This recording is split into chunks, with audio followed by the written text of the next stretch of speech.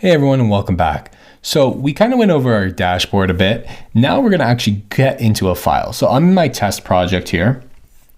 All you need to do to create a new file is click this little plus button. So I'm going to click that plus button and I'm just going to click a blank canvas. You have different templates that you can use here, which are really great if you need to, but let's just create a quick one. Now let's go over what we have here. So this is what your blank canvas looks like. We went over a little bit about this kind of like middle bar over here. You can show your version history. You can export this. You can duplicate it. You can rename it. So I'm going to rename this to my test file. Perfect. You can delete this and you can move it to any other project. Now, another important thing is in this little menu over here, getting back to your dashboard is really easy just by clicking that, but you can also access any other thing here like files. You can save it if you want to. You can export it.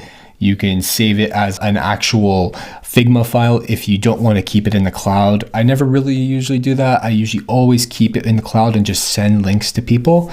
But this is where you would do that. You have your edit options here, your view options, object options, all these different options that you can access.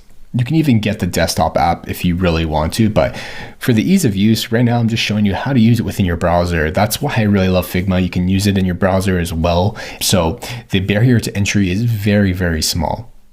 So let's get right into this.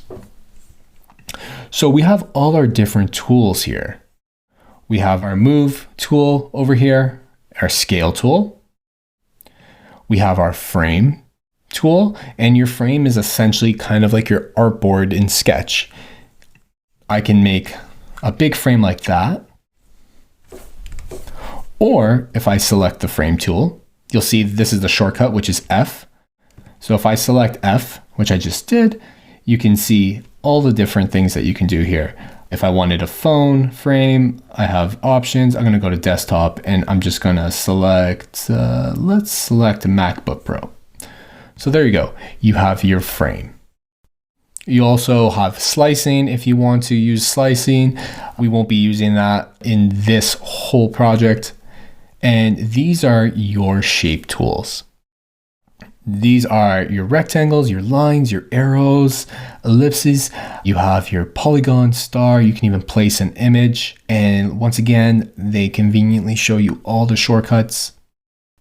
So if I want to place a rectangle, I can select that, or I can select R. If I wanted to make a circle, I select the circle and I can put that in. If I wanted to keep the proportions the same and make this an actual circle and not like an oval, I will hold down Shift and I can scale that any which way I want.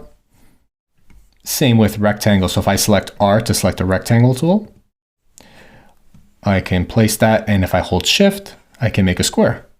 Really easy stuff. Next, we have our pen tool and our pencil tool. Pen tool is really great for making icons.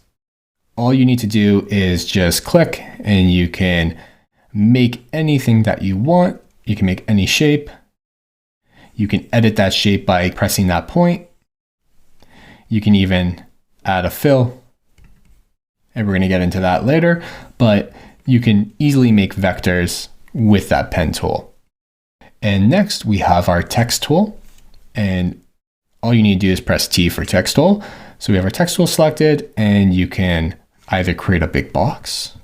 I'm on Mac, so I pressed Command Z to go back, but let's do that again. So we got our text tool. You can just click and start typing. And there we go. You can just keep on going, press Enter to go to a new line.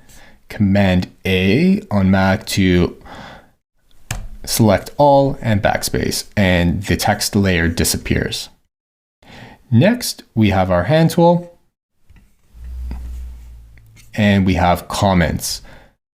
So this we'll get into a little bit later, but comments, all you need to do to leave a comment, see, this is a different state now. If you notice the right has changed, you click and you can add a comment and click comment. And there you go. This is a great way to collaborate with others. So I'm going to delete this comment by just clicking on it and clicking delete comment. And if I click V, V is the shortcut to the move tool. So if I click V, I will go back to the move tool. So these are your basic tools for just getting things set up within Figma.